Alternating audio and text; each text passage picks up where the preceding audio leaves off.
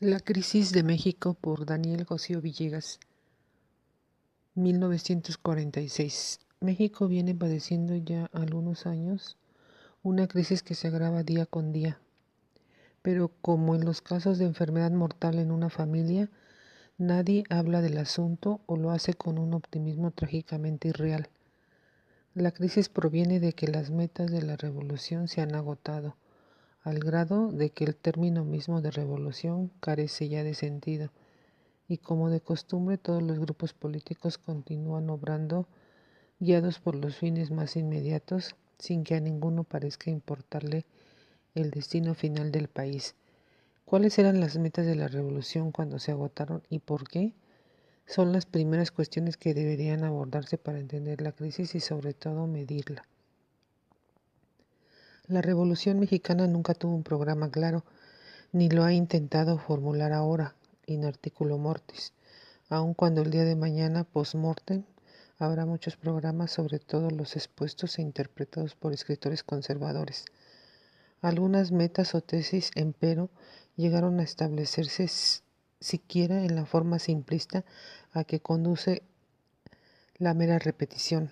Además, como en todo proceso histórico de alguna duración, no todos los propósitos iniciales se han conservado hasta el fin. Por el contrario, algunas de esas metas fueron debilitándose y en cierto momento dieron paso a otras nuevas, unas principales y otras secundarias, y en consecuencia más vigorosas. Esta yuxtaposición de metas ha hecho aún más confuso el proceso ideológico de la revolución, pues las tesis nuevas no reemplazaron a las antiguas, sino que coexistieron al menos en la forma, y luego, al lado de tesis realmente fundamentales, aparecieron designios de una magnitud y de una importancia menores. En todo caso, una de las tesis principales fue la condenación de la tenencia indefinida del poder por parte de un hombre o de un grupo de hombres. Otra, la de que la suerte de los más debía privar sobre la de los menos, y que para mejorar aquella el gobierno no solo no podía ser pasivo, sino que debía ser activo. En fin, que el país tenía intereses y gustos propios por los cuales debía velarse y en caso de conflicto hacerlos prevalecer sobre los gustos e intereses extranjeros. La reacción contra el régimen político porfirista y su derrocamiento final fueron la meta primera. Dentro de la segunda caen la reforma agraria y el movimiento obrero. En la tercera, el tono nacionalista que tuvo la revolución al exaltar lo mexicano y recelar de lo extranjero o combatirlo con franqueza. Algunos pondrían entre las tesis principales de la revolución la necesidad de una acción educativa vigorosa por parte del Estado, si bien ha sido notoriamente más débil e inconsistente que las tres anteriores. Esas tesis parecen hoy lugares comunes y candorosos por añadidura. Lo son para los poquísimos que siguen creyendo en ellas y más, por supuesto, para quienes las admitirían en el papel impreso de un libro, pero nunca en la realidad histórica de México. En su tiempo, sin embargo, no solo fueron novedades, sino que correspondían tan genuina y tan hondamente a las necesidades del país, que desviaron la ruta de este durante más de un cuarto de siglo y pueden cambiarla todavía hasta completar la media centuria. El contenido ideológico propio del porfirismo era pobrísimo. Baste recordar que la principal bandera de uno de los pronunciamientos del general Díaz previos a su conquista del poder fue la condenación del impuesto del timbre. Pero en cambio, la realidad nacional y la del mundo le dieron dos palabras mágicas: orden, la primera; progreso, la segunda. En la conciencia de todos los mexicanos estaba la necesidad del orden, de la paz. Después de casi 3/4 de siglo de una vida manchada de sangre y plagada de hambre y de miseria. Y luego, por lo que respecta al progreso, a México no habían tocado hasta entonces siquiera las migajas de la revolución industrial, aquella que se inició en Inglaterra desde fines del siglo XVIII. Así, el porfirismo acabó por dispensar en México las medicinas del orden y del progreso que habían venido aceptándose como panaceas para curar cuanto mal aquejó al mundo occidental Durante todo el siglo XIX y los primeros años del XX, el porfirismo, en suma, acabó por dar al país una filosofía que el mundo occidental le impuso y que, como toda filosofía, exaltaba unos valores en detrimento de otros.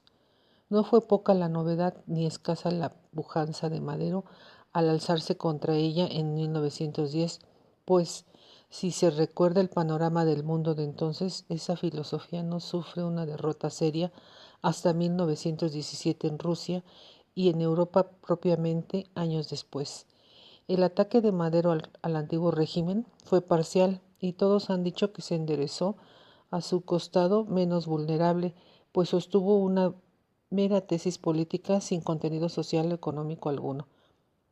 El candoroso sufragio efectivo no reelección de Madero quería decir dos cosas. Primero, la presencia de un hecho biológico, es decir, del más fuerte de todos los hechos. En el país había surgido durante el porfirismo toda una nueva generación que no tenía acceso al poder, a la riqueza, ni siquiera al lustre social. Segundo, que la vida política, la libertad, la democracia tenían tanto valor y aún más que el orden y en consecuencia que valía la pena comprometer para conseguir aquella. Habrá que reconocer ahora, después de la catástrofe de la Segunda Guerra Mundial, que años después la inocente tesis de Madero fue capaz de echar a la hoguera a varios millones de hombres que murieron defendiendo un pensamiento idéntico. La segunda meta de la Revolución Mexicana fue la de anteponer la condición y el mejoramiento de los más al de los menos, y la de creer que no se conseguiría ese fin sin la iniciativa y el sostén activos de la revolución, hecha ya gobierno. Lo primero no podía tener novedad teórica, pero sí en la realidad histórica de México. Lo segundo tenía una gran novedad teórica, pues la Revolución Mexicana, como la rusa que se engendró sin relación ideológica alguna con la nuestra, fue el primer gran salto al bastión del liberalismo, por lo menos en su aspecto de laissez-faire, laissez-passer. No es necesario un esfuerzo mayor para demostrar que esas metas eran certeras. Es indudable que el porfirismo, como en todo régimen que se ha sobrevivido, los menos habían acabado por privar sobre los más.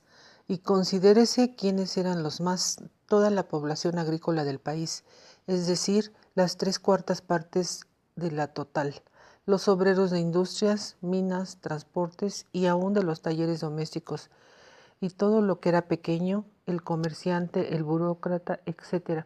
Y en suma, lo que en aquella época caía dentro del calificativo peyorativo del pelado, el porfirismo era en sus postrimerías una organización piramidal. En la cúspide estaban las 100 familias, los demás eran desvalidos, en mayor o menor grado. Un movimiento que tendiera primero a destruir a las 100 familias y luego a fortificar la posición económica, social y política del campesino y del obrero, en general del pelado, tenía gran novedad y fuerza tremenda en el México de 1910 o de 1916. Por lo demás, la reforma agraria, que perseguía sobre todo la destrucción del poder político económico del gran agricultor, es un hecho que se presenta fatalmente en la evolución natural de todo país. En Inglaterra desde el siglo XVI y definitivamente en el XVIII, al igual que en Francia con la Revolución de 1789, en Alemania hacia 1848, en Rusia en 1904-07 y en los países de la Europa oriental después de la Primera Guerra Mundial. En Argentina, Perón ha planteado el problema y es una de las fuerzas que manipula. Y en Brasil y Chile comienzan a manifestarse claramente los primeros síntomas de esta trágica, pero al parecer necesaria enfermedad. En cuanto al movimiento obrero, podría hacerse una historia de la Europa del siglo XIX, como de Estados Unidos en el XX, en torno al tema único de los ajustes y fricciones que provoca la aparición de este nuevo Estado llano. En lo que podría llamarse su tercera tesis, la Revolución Mexicana fue también certera y original. Es verdad que después de la Primera Guerra Mundial se desató un ventarrón nacionalista en todo el mundo y quizás de allá nos haya llegado algo, pero Aún así, una cosa no puede disputarse, y es que estábamos a tono con el mundo y no contra él. En cuanto a lo certero, poca duda parece haber. México ha debido tener apenas otras dos fiebres nacionalistas anteriores a esta de la Revolución. La primera formó el clima necesario a la independencia, la segunda dio en triunfo a la reforma y el mate a la intervención extranjera. Esta vez el nacionalismo se asoció con la elevación económica y cultural del indio, exaltando sus virtudes, sus danzas, sus canciones, trajes y artes domésticas. Se inclinó a preferir cuanto fuera mexicano y se asoció también primero con vaguedad contra la pompa europeizante del general Díaz y después con mayor claridad y determinación contra el imperialismo, es decir, contra toda influencia exterior que quisiera imperar. Este nacionalismo fue, por lo demás, tan sano como un nacionalismo puede serlo. En realidad, nunca degeneró en xenofobia. Recuérdese, por ejemplo, que fue Carranza quien por la primera vez en nuestra historia intentó una seria gestión diplomática de acercamiento con todos los países latinoamericanos. Y como México se convirtió de 1920 a 1924, sobre todo, en un verdadero hogar abierto y acogedor para los latinoamericanos, es verdad que ambos hechos, como otros que podrían citarse, digamos, el programa vasconceliano de becas para grandes números de estudiantes centroamericanos vinieran a las escuelas mexicanas, tuvieron un origen anti-norteamericano, pero ni este ni otros antis llegaron jamás a manchar el nacionalismo mexicano. En realidad, puede decirse que no fue el menor ni el más insignificante de sus frutos hacer de México el país de habla hispana consciente de su cultura, de su lengua y de su raza, una actitud y un espíritu que se habían perdido en toda la América hispánica hacia ya un largo siglo. ¿Por qué, cuando se agotó el programa de la Revolución Mexicana, es un capítulo bien doloroso de nuestra historia? Pues no solo el país ha perdido su impulso motor sin lograr hasta ahora sustituirlo, sino que este fracaso es una de las pruebas más claras a que se ha sometido el genio creador del mexicano, y las conclusiones, por desgracia, no pueden ser más desalentadoras. Desde luego, echemos por delante esta afirmación: todos los hombres de la Revolución Mexicana, sin exceptuar a ninguno, han resultado inferiores a las exigencias de ella. Y si, como puede sostenerse, estas eran bien modestas, legítimamente de concluirse que el país ha sido incapaz de dar en toda una generación nueva un gobernante de gran estatura, de los que merecen pasar a la historia. Lo extraordinario de esos hombres, y desde luego en magnífico contraste con los del porfirismo, parecía ser que, brotando como brotaban del suelo mismo, construirían en el país algo tan grande, tan estable y tan genuino como todo cuando hunde sus raíces en la tierra para nutrirse de ella directa, honda y perennemente. Si la Revolución Mexicana no era, al fin y al cabo, sino un movimiento democrático, popular y nacionalista, parecía que nadie, excepto los hombres que la hicieron, la llevarían al éxito, pues eran gente del pueblo y lo habían sido por generaciones. En su experiencia personal y directa estaban todos los problemas de México: el cacique, el cura y el abogado, la soledad, la miseria, la ignorancia, la bruma densa y pesada de la incertidumbre, cuando no el sometimiento cabal.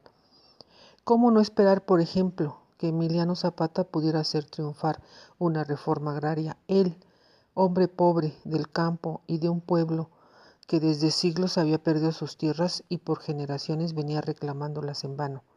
El hecho mismo de que los hombres de la Revolución fueran ignorantes, el hecho mismo de que no gobernaran por la razón sino por el instinto, parecía una promesa, quizás la mejor, pues el instinto es más certero aun cuando la razón más delicada. Lo cierto es lo que antes se dijo: todos los revolucionarios fueron inferiores a la obra que la revolución necesitaba hacer. Madero destruyó el porfirismo, pero no creó la democracia en México. Calles y Cárdenas acabaron con el latifundio, pero no crearon la nueva agricultura mexicana. ¿O será que el instinto basta para destruir, pero no para crear?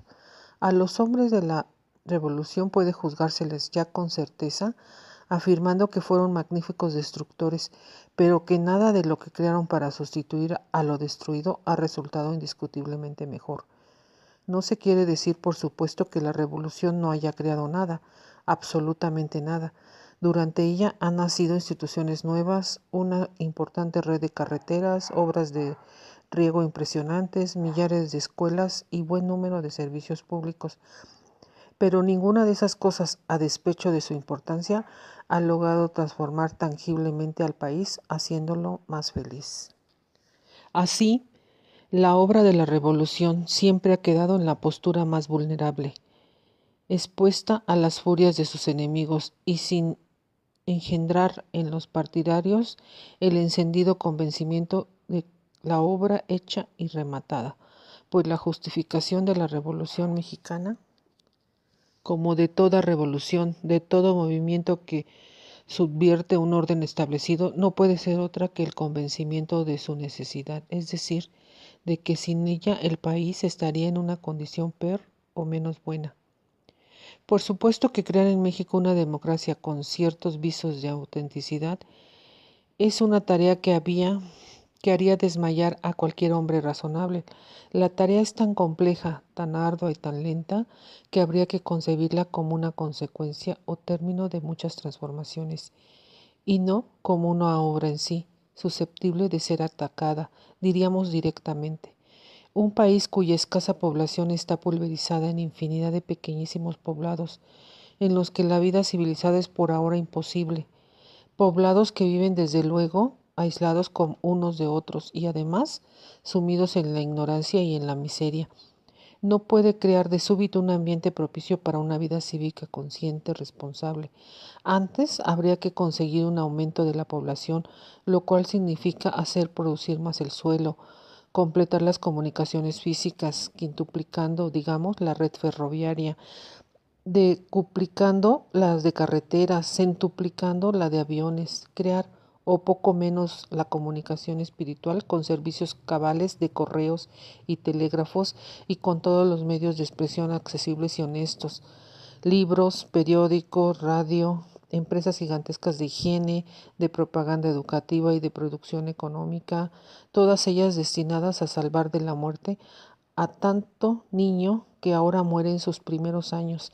En fin, una acción educativa lenta, consistente, costosísima para todos los mexicanos, una conciencia común de su pasado, de sus intereses y de sus problemas. Claro que la Revolución Mexicana no se propuso acometer esa tarea ciclopea, y menos de una manera orgánica. Su primer acto fue atacar a un régimen que no solo había detentado el poder más de la cuenta, sino que desechaba la ocasión de renovarse admitiendo sangre fresca y savia nueva. La revolución no se propuso en consecuencia sino ventilar, airear la atmósfera política del país y ya en el terreno positivo, crear alguna opinión pública, hacer más fácil la expresión de ella, provocar inclusive el parecer disidente y en todo caso respetarlo. Asegurar la renovación periódica y pacífica de los hombres de gobierno, dando acceso a grupos e individuos nuevos.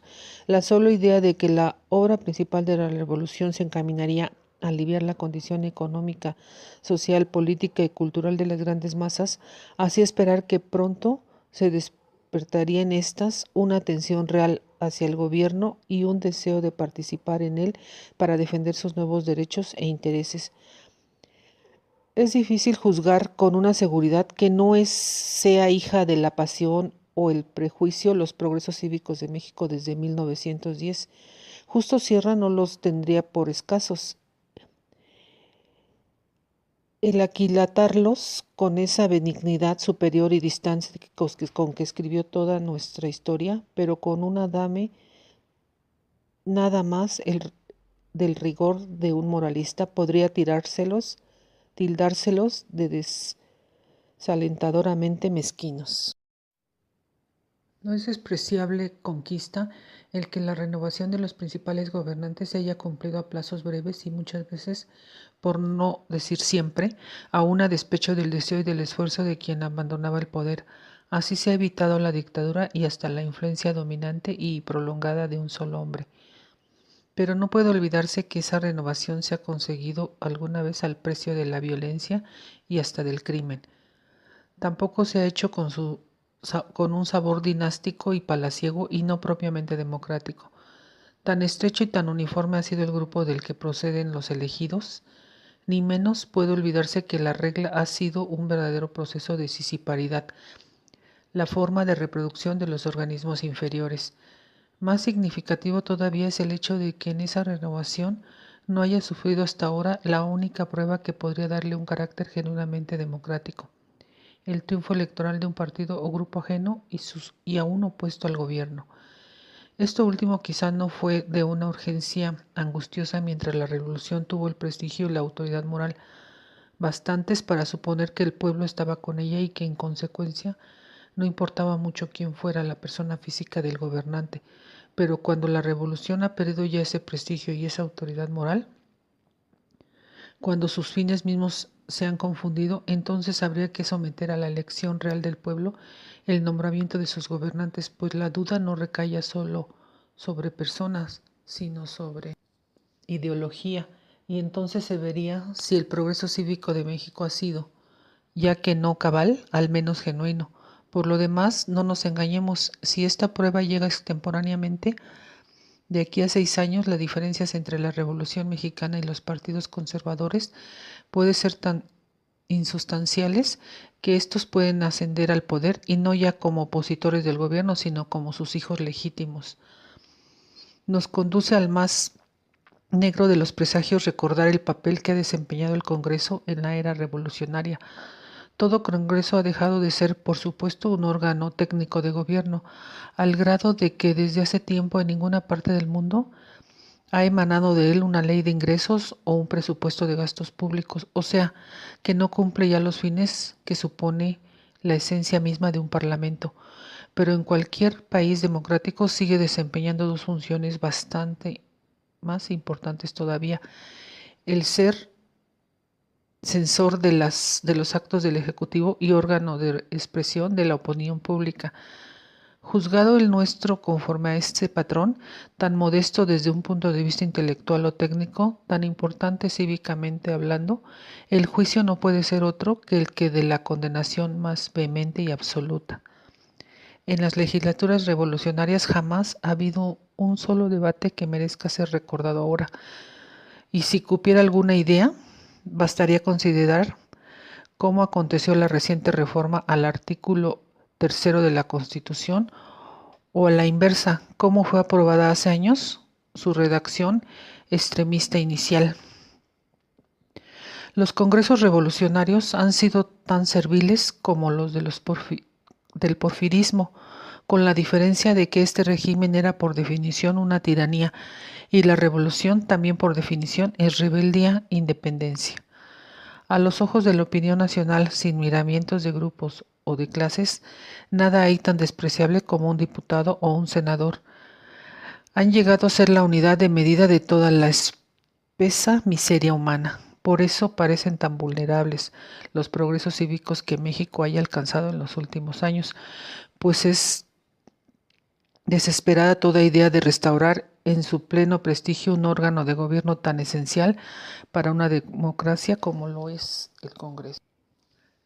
La tremenda diferenciación de clases es fenómeno viejísimo en México, tanto que podría decirse que toda nuestra historia no es sino un largo y aflictivo esfuerzo para borrar un tanto estos desniveles. Hubo diferencias sociales en todas las colectividades indígenas anteriores a la conquista. Las hubo durante la colonia y en la era independiente. No puede, pues, achacárselas al porfirismo, y sin embargo la larga duración de su estabilidad misma, las hicieron como más aparentes y rígidas, al encarnarlas en personas físicas con esa irritante ostentación de lo palpable.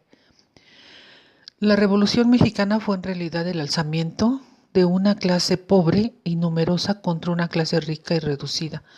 Y como la riqueza del país era agrícola, se enderezó por fuerza contra los grandes terratenientes. Por eso también la reforma agraria tomó en buena medida la forma simplista de una mera división o repartimiento de la riqueza grande de los pocos entre la pobreza de los muchos. La revolución hizo después de su triunfo algunos esfuerzos, escasos, débiles y casi siempre necios, para justificar la reforma agraria con otras razones, jurídicas, económicas y aún técnico-agrícolas, pero aquellas que la hizo arrolladora fue una razón de la más pura prosapia cristiana, la de una patente injusticia social. Por desgracia, hasta una medida que tiene su justificación en las mejores razones sociales y morales, necesita, para perdurar, un éxito que la sustente, y en el caso de una actividad económica, no hay otra vara para medir ese éxito que la de su lucratividad. Esta, a su vez, depende, como lo pregona en vano los economistas, del buen uso de los factores de la producción. Ahora bien, la agricultura porfirista era flaca en dirección o iniciativa, puesto que concluyó por ser en buena medida una agricultura de ausentistas. Era flaca también en cuanto a la tierra, por limitaciones naturales y de técnica. En cambio, era fuerte en cuanto a capital, porque poco o mucho todo el capital pertenecía al terrateniente, y esa fuente porque el trabajo parco y un tanto rutinario recibía salarios bajísimos. Según este criterio, y es por supuesto el principal en el caso, pudo afirmarse en un principio que la reforma agraria se justificaba socialmente al dar al campesino la justicia y la satisfacción de ser propietario, pero a la larga solo podría mantenerla el hecho reiterado de que la remuneración del trabajo del campesino propietario fuera mayor que la del campesino asalariado, y para eso era necesario que la nueva agricultura resultara más lucrativa que la antigua, y para esto era menester a su vez un mejor empleo de los factores de la producción. Se requería el que la dirección fuera más acertada, que surgiera un capital capaz de reemplazar con ventaja al del terrateniente, y que con capital y con técnica se superaran algunas de las más serias limitaciones naturales que venían estrangulando a la agricultura mexicana. El problema era de visión e iniciativa, de técnica, de consistencia y de honestidad, y en todo la revolución estuvo muy por debajo de las exigencias. Careció de visión para abarcar el panorama de nuestra agricultura y sacar de ahí un orden estratégico de aplicación de la reforma agraria. Esta debió haber principiado en las zonas de los cultivos industriales, azúcar, café, algodón, los más avanzados y prósperos, y no, como ocurrió en la realidad, en las de los cereales en la altiplanicie, porque ahí las condiciones naturales de suelo y de clima son decididamente desfavorables. Faltó iniciativa, pues la revolución despertó muy tarde la idea de que la reforma agraria no era simplemente un partir el latifundio y un dar los pedazos a los ejidatarios, como lo revela este hecho impresionante. La primera institución de crédito para la nueva agricultura y el ensayo inicial de la reforma de la enseñanza agrícola son de 1925, es decir, posteriores en 10 años a la primera ley agraria, la famosa del 6 de enero de 1915. Faltó técnica porque no se apreció desde el principio el hecho obvio de que el mero cambio de titular del derecho de propiedad no podía operar el milagro de remunerar mejor un esfuerzo que se repetía exactamente en las mismas condiciones físicas, económicas y de técnica.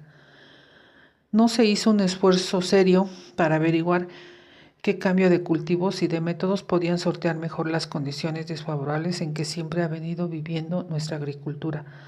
Se dice, por ejemplo, que los genetistas rusos han desarrollado, partiendo justamente de variedades mexicanas, un híbrido de maíz que, Al reducir el ciclo vegetativo de la planta salva los peligros de las heladas tempranas y tardías, fenómeno tan frecuente en México. Pues bien, la falta de instituciones y de espíritu técnico ha ocasionado no solo que el experimento sea de origen extranjero, sino que sus ventajas no se hayan comprobado y aplicado en México.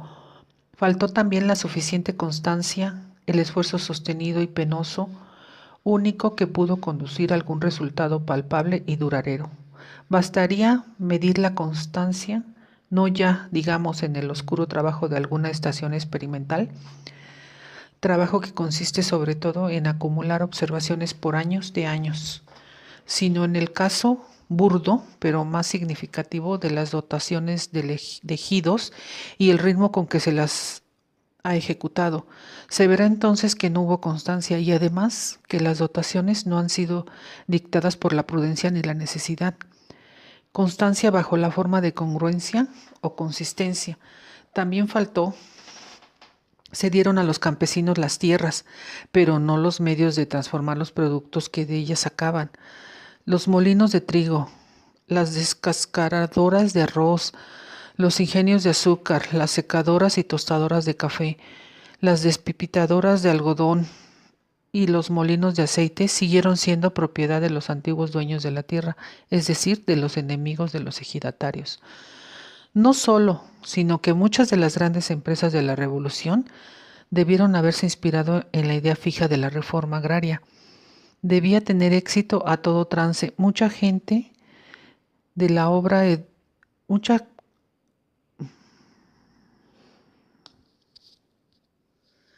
parte de la obra educativa debió haberse hecho en torno a los ejidos. Jamás construir carreteras con meros fines turísticos sin haber concluido antes cuantas necesitaban los ejidatarios para lograr sus fines económicos y sociales, y así para los proyectos de riego y para las obras de salubridad y asistencia social. En cuanto a la honestidad, sería preciso hablar. Con todo esto no quiere sostenerse que la reforma agraria no haya producido ningún resultado favorable, sino simplemente que su éxito no ha sido tan grande como para imponerse a la opinión de todos. La verdad es que se encuentra en la peor condición posible. Ha sido lo bastante honda en su aspecto destructivo para concitar contra ella todo el odio, la hazaña de quienes la sufrieron y de quienes tienen intereses opuestos a los principios que la inspiraron. Pero en el aspecto constructivo su éxito no ha sido lo bastante transparente para mantener inquebrantable la fe de quienes esperaban de ella una vida decididamente mejor para 10 o 12 millones de mexicanos.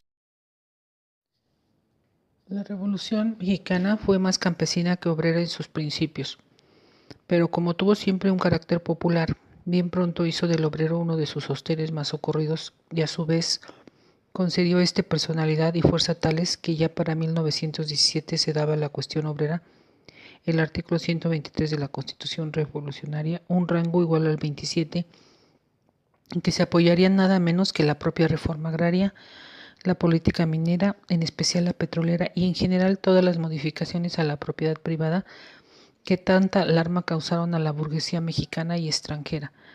La legislación del trabajo ha resultado con el tiempo más voluminosa y prolija que la propia legislación agraria, sin que la actividad y las proporciones de los tribunales encargados de aplicarlas sean inferiores a los organismos administrativos exigidos por las leyes agrarias. El movimiento obrero llegó pronto a ser más sólido y fuerte que el agrarista, y algunos de los gobernantes mexicanos hicieron ensayos socialistas en el campo obrero, no intentados con la misma amplitud en el agrícola. Tal, por ejemplo, la administración obrera de los ferrocarriles nacionales y de los de Yucatán, la del ingenio de Zacatepec, la de varias explotaciones mineras y la de algunas plantas industriales. En suma, la revolución acabó por ser, si se quiere, más obrerista que campesina, más urbana que rural. Concomitantemente, habrá pocas razones de malestar y desprestigio para la revolución, como las que le ha dado el movimiento obrero. ¿Por qué? Porque este es, en el mejor de los casos, desorbitado y en el peor, irresponsable, deshonesto, carente de visión superior y aún de gran iniciativa o de simple acometividad política, como esto a su vez tiene una explicación. El movimiento obrero, como fuerza económica y política nueva, emergente, rompió en todas partes del mundo el equilibrio establecido, incurriendo por este solo hecho y de manera necesaria en el desagrado de los sectores sociales que representaban las viejas fuerzas, usufructarias de la estabilidad que todo equilibrio supone. El Estado principió por empeñarse en mantener el equilibrio y para eso se opuso a la organización obrera. Cuando se convenció de que era en vano su empeño y acabó además por descubrir que esa fuerza o podía hacerlo a él todopoderoso o destruirle, se planteó uno de los problemas más graves de nuestros días, de hecho el más grave. Y no tardaron en perfilarse las tres soluciones principales que al efecto se propusieron. El fascismo y el comunismo suprimieron a uno de los contendientes, el primero al obrero y el segundo al capitalista. La democracia, por su parte, se declaró ajena al conflicto y anunció que su papel sería el de un mero referí, es decir, el de quien arbitra una lucha, pero no la evita o la extingue. Y dio para eso una legislación industrial que, con toda la mucha complicación que un abogado es capaz de introducir, no es distinta en su concepción, en sus métodos y en sus fines, de las reglas del Marqués de Queensberry que presiden las peleas de box. La Revolución Mexicana no tuvo el genio bastante para idear un sistema jurídico que, sin impedir el nacimiento y desarrollo espontáneo de los conflictos obreros, permitiera su eficaz solución en beneficio de los intereses superiores de la colectividad. No solo, sino que en su simple papel de referí ha sido tan constante y necesariamente parcial que ha acabado por convertirse en el montonero que hace desaparecer todo el riesgo y la nobleza de la lucha entre dos rivales francos.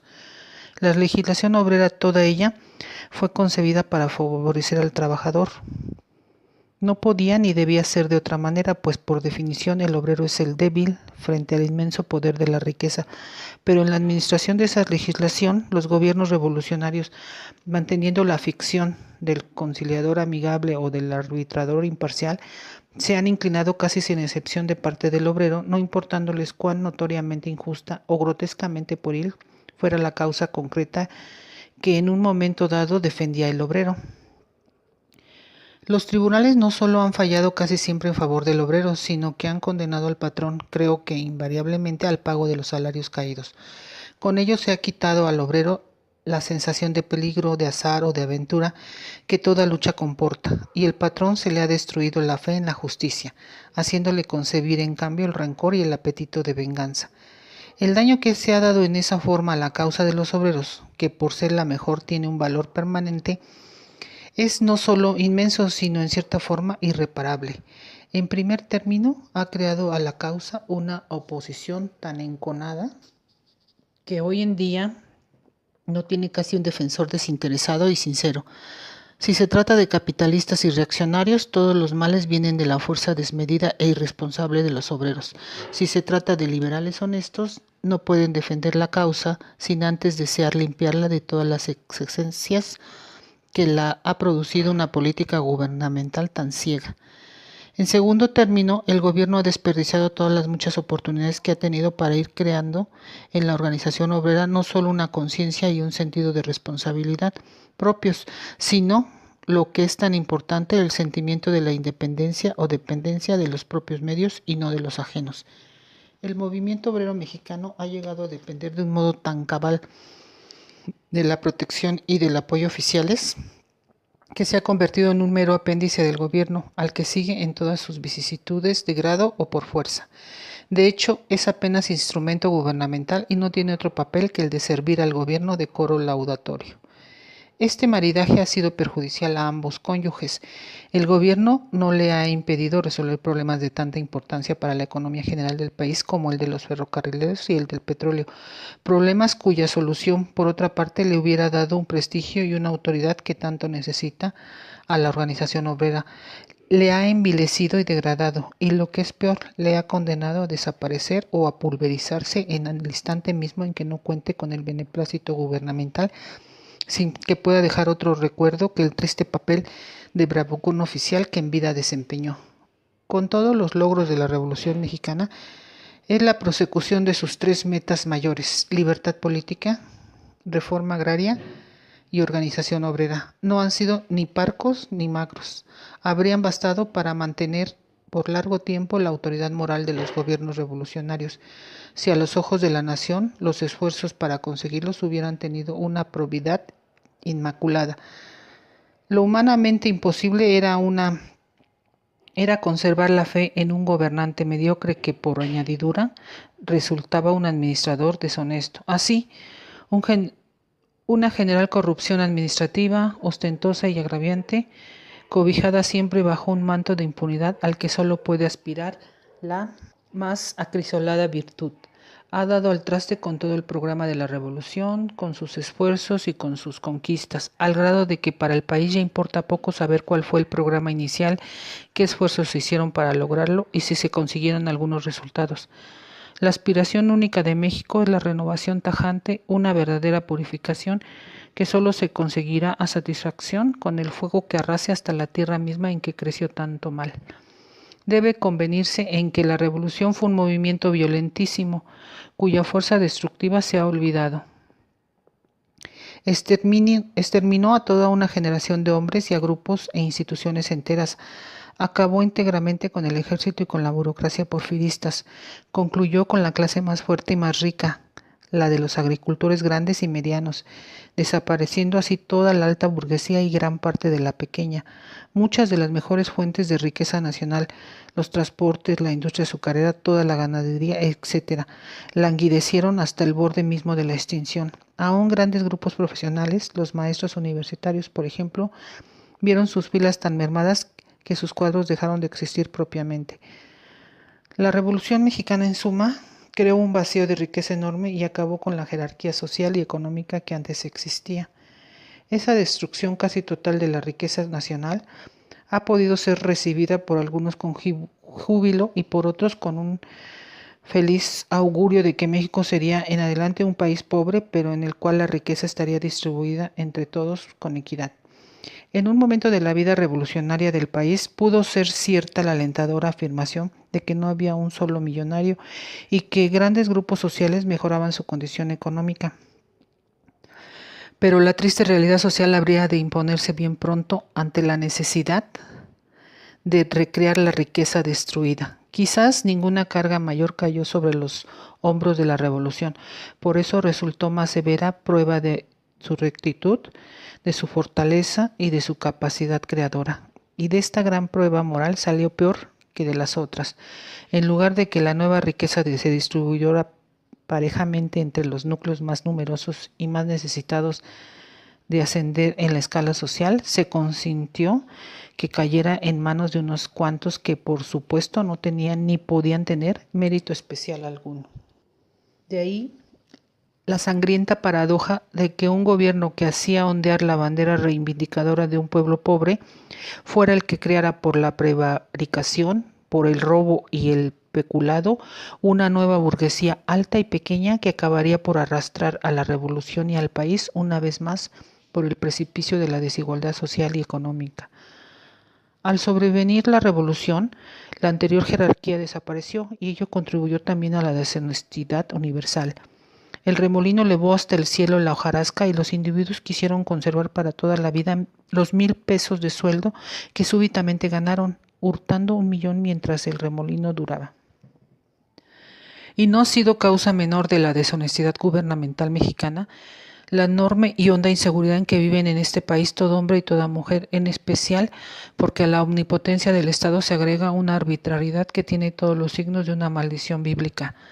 Víctima de ella, el mexicano cae y se levanta, y una y otra vez, a lo largo de toda su vida. Y el hombre que vive inseguro quiere protegerse, no importándole si para lograr viola una ley o archiva un precepto moral. La deshonestidad administrativa de México tiene sus causas apenas bosquejadas antes. Ellas no quitan un adarme a su monstruosidad social, ni mucho menos reducen en nada los devastadores efectos políticos que ha tenido, pues como se dijo antes, ha sido la deshonestidad de los gobernantes revolucionarios más que ninguna otra causa la que ha tronchado la vida de la Revolución Mexicana. En su ataque inicial al antiguo régimen, la revolución no hizo mención siquiera de los vicios que tenía la educación porfiriana. A pesar de estar amparada esta con la monumental figura de don Justo Sierra, era muy vulnerable a la crítica. Ya Antonio Caso, como Enríquez Ureña y Alfonso Reyes, habían señalado todavía en vida del régimen las limitaciones de la filosofía superior en que se informaba. Pero no era esa, ni con mucho, su falla principal. La educación superior, con todas sus debilidades, no era mala ni para el país ni para la época. Es más, tenía una seriedad y una dignidad que perdió pronto y que no ha recobrado. En cambio, la escuela popular, la primaria, la rural, la técnica más necesaria, la agrícola, por ejemplo, eran limitadísimas en su número, en su inspiración y en su eficacia. En esto el porfirismo se retrataba de cuerpo entero. La acción educativa del gobierno se ejercía exclusivamente en la clase media de los grandes centros urbanos. El poblado pequeño, el campo, es decir, el país, no existían. En 1921, José Vasconcelos personifica las aspiraciones educativas de la Revolución. Como ningún hombre llegó a encarnar, digamos, la reforma agraria o el movimiento obrero. En primer término, Vasconcelos era lo que se llama un intelectual, es decir, un hombre de libros y de preocupaciones intelectuales. En segundo, era lo bastante maduro para haber advertido las fallas del porfirismo y lo bastante joven, no solo para haberse rebelado contra él, sino para tener fe en el poder transformador de la educación. En tercero, Vasconcelos fue el único intelectual de primera fila en quien un régimen revolucionario tuvo confianza y a quien dio autoridad y medios de trabajar. Esa conjunción de circunstancias tan insólita en nuestro país produjo también resultados insólitos, tanto que en México hubo entonces una deslumbradora aurora boreal, nuncio de un verdadero, auténtico nuevo día. La educación no se entendió ya como una educación para una clase media urbana, sino en la forma única que en México puede entenderse, como una misión religiosa apostólica que se lanza y va a todos los rincones del país llevando la buena nueva de que México se levanta de su letargo, se yergue y camina. Entonces sí que hubo ambiente evangélico para enseñar a leer y a escribir al prójimo. Entonces sí que se sentía en el pecho y en el corazón de cada mexicano que la acción educadora era tan apremiante y tan cristiana como dar de beber al sediento o de comer al hambriento. Entonces comenzaron las primeras grandes pinturas murales, monumentos que aspiraban a fijar por siglos las angustias del país, sus problemas y sus esperanzas. Entonces se tenía fe en el libro y en el libro de calidades perennes, y los libros se imprimieron a millares y a millares se obsequiaron. Fundar una biblioteca en un pueblo pequeño y apartado parecía tener tanta significación como levantar una iglesia y poner en su cúpula brillantes mosaicos que anunciaran al caminante lejano la existencia de un hogar donde descansar y recogerse. Entonces los festivales de música y danza populares no eran curiosidades para los ojos carnerunos del turista, sino para mexicanos, para nuestro estímulo y nuestro deleite.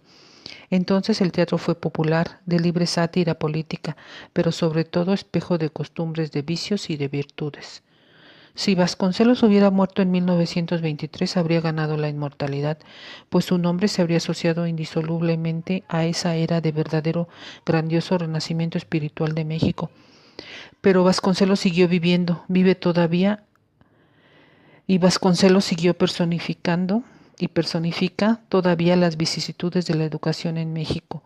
Allá para 1923, Vasconcelos peleaba con sus mejores amigos y sostenes, con Antonio Caso y con Pedro Enríquez Ureña, con Lombardo Toledano y con Alfonso Caso.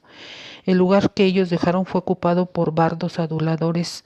Para 1924, el apóstol de la educación, el maestro de la juventud, el Quiroga, el Motolinía, en las casas del siglo XX, resultó un modesto pero ambicioso político, a quien tenía que arrastrar, ahogar y hacer desaparecer el torbellino político.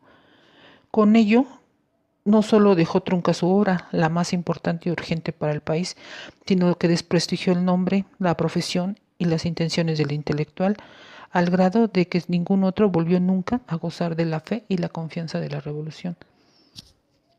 Vasconcelos se desterró del país para fracasar, primero como profesor universitario, para encerrarse largos años en Francia, en España, en Argentina, sin leer, sin estudiar, sin ver cosas, sin tratar de conocer a nadie, enceguecido y obstinado, todo en un sacrificio estéril que ni a él ni al país podía aprovechar. Y ahí está, símbolo de las aspiraciones educativas de la revolución. achacoso, desorbitado, arbitrario, inconsistente, convertido al catolicismo, tardía y vergonzosamente para perder el respeto de los liberales y no ganar el de los católicos. Se dirá que es injusto identificar la gloria y miseria de un hombre con la de una obra colectiva y por ende perdurable. En verdad que lo es, más solo en un sentido. La obra educativa de la Revolución no concluyó con la salida de Vasconcelos de su ministerio, sino que el impulso duró quizás 10 o 12 años, y durante ellos, extinta ya la atención evangélica, se amplió, se pulió y se redondeó la obra en muchos y muy importantes aspectos. Pero la trayectoria de la obra es idéntica a la de quien en su momento de gloria la personificó, porque ha terminado por ser caóticamente inconsistente, mucho más aparente que real, y sobre todo porque fracasó en su anhelo de conquistar a la juventud. Y hoy la juventud es reaccionaria y enemiga de la revolución, justamente como Vasconcelos lo ha sido y lo es. Parece indudable que si la situación actual de México ha de juzgarse con cierta severidad, la conclusión no puede ser otra. El país está en una crisis política y moral de grave trascendencia, y si no se la reconoce y admite, y si no se hace el mejor de los esfuerzos para remediarla, México caminará a la deriva, perdiendo un tiempo que un país tan retrasado en su evolución no puede perder, o se hundirá para no rehacerse quizás con una personalidad propia. Quiere decirse que si México no se orienta pronto y firmemente, puede no tener otro camino que confiar su porvenir a Estados Unidos. Muchos de sus problemas se resolverían así, llegaría hasta gozar de una prosperidad material antes de conocida, pero dejando de ser México en la justa medida en que su vida venga de fuera. ¿Qué podría hacer el país para reconquistar su camino? Para alcanzar al mismo tiempo el progreso material y una mejor organización política, social, humana? Una solución se ocurre casi enseguida: entregar el poder a las derechas, puesto que las izquierdas se han gastado llevando sus programas hasta donde pudieron, puesto que las izquierdas se han corrompido y no cuentan ya con la autoridad moral, ni siquiera política, necesarias para hacer un gobierno eficaz y grato. Déjeseles el turno a las derechas, que no han dirigido el país desde 1910. Cuesta un esfuerzo desgarrador no recomendar esta solución, siquiera sea desde el punto de vista simplista, de acuerdo, pero tan humano, de desear una purificación haciendo tabla rasa de todo cuanto existe. Y es indudable que las izquierdas tendrían que purificarse o morir. La organización obrera perdería, es verdad, su sustento y su mentor, pero sería independiente, tendría que fortalecerse apretando sus filas, expulsando a los líderes venales, creando fondos de resistencia, conservando su fuerza para hacer un uso de ella solo en las causas justas e importantes, y todos los obreros percibirían entonces con la amarga experiencia cotidiana que sus intereses son singulares, exclusiva o casi exclusivamente. No serían los obreros los únicos que deberían limpiarse y fortalecerse, también los campesinos, si bien cuentan con menores medios para hacerlo. Entre ellos hay también líderes deshonestos, también una sumisión al gobierno que linda con la vieja servidumbre de que esperaran liberarse. Asimismo, mucho de la psicología de quien recibe sin merecer y sin esforzarse, y por un proceso semejante tendrían que pasar los hombres liberales de México. Con las derechas en el poder, la mano velluda y macilenta de la Iglesia se exhibiría desnuda, con toda su codicia de mando, con ese su incurable oscurantismo para ver los problemas del país y sus hombres reales. La Iglesia perseguiría a los liberales, los echaría de sus puestos, de sus cátedras, les negaría la educación a sus hijos, serían en suma víctimas prontas de un ostracismo general. Y los liberales sentirían también en toda su fuerza la persecución desatada de una prensa intolerante, incomprensiva, servidora ciega y devota de los intereses más transitorios y mezquinos. Y el rico se exhibiría entonces ya sin tapujos, ostentoso, altanero, déspota, ventrudo y cuajado de joyas y de pieles, como ya empieza a hacerlo. El liberal se sentiría sobrecogido, apocado, primero, después lo inundaría la zozobra de quien no es ya dueño de su destino, para acabar por ser despreciado y perseguido. Y tendría que reaccionar, que reunirse con los suyos, que luchar en grupo y como militante. Así acabaría por imponerse la tarea que hoy ha abandonado, conducir al país juiciosamente por caminos más despejados y limpios, reconquistando antes el poder en una lucha sin duda azarosa y dura, pero en la cual se templarían su cuerpo y su espíritu. No hay sino dos consideraciones que impiden recomendar esa solución.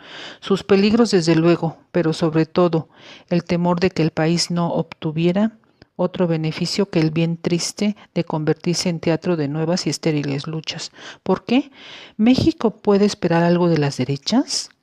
La derecha mexicana, como la de todo el mundo, no es la mano cordial, carece de la comprensión y de la generosidad de que tanto necesita nuestro desdichado país. Por añadidura, nada nos ofrece que sea nuevo o mejor de lo que ahora tenemos.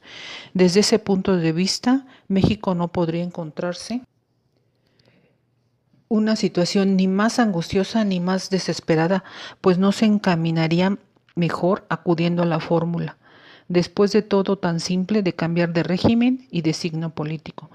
No pensemos ya en el sinarquismo, partido de una ramplonería mental propia del desierto, ni en las derechas que proceden de disensiones entre facciones de la revolución, sino en Acción Nacional.